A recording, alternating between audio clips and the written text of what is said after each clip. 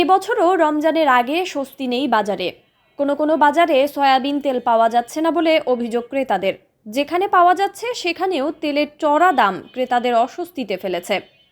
শসা ও বেগুনের দাম দ্বিগুণেরও বেশি রাখা হচ্ছে বলে অভিযোগ উঠেছে। যদিও সরকারের পক্ষ থেকে বলা হয়েছিল কোনো পণ্যের সংকট হবে না, তবে বাজারে এর প্রভাব পড়ছে না।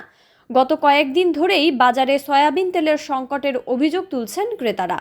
স্থানীয় ক্রেতাদের সাথে কথা বলে জানা গেছে, খুচরা দোকানে পাওয়া তো পরের ব্যাপার, সুপার শপগুলোতেও বোতলজাত সয়াবিন তেল পাওয়া যাচ্ছে না।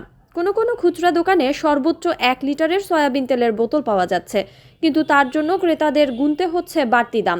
এদিকে বোতলজাত সয়াবিন তেল কম থাকায় খোলা সয়াবিন তেলের চাহিদা বেড়ে গেছে। ইফতারে বহুল ব্যবহৃত পণ্য শসা বেগুনের দাম বাড়তির দিকে। সবজির বাজারও চড়া। সাধারণ মানুষের আমিষের অন্যতম অনুষঙ্গ মুরগির দামও বাড়তির দিকে। শুক্রবার রাজধানীতে সাংবাদিকদের সামনে বাণিজ্য উপদেষ্টা বলেন, আগামী 7 দিনের মধ্যেই তেল, খেজুর, ছোলা সহ রমজানের যত পণ্য আছে সব পণ্যের দাম কমবে এবং সাধারণ মানুষের নাগালের মধ্যে আসবে। এছাড়া যথেষ্ট পরিমাণ খাদ্যপণ্য মজুদ থাকায় কোনো সংকট হবে না।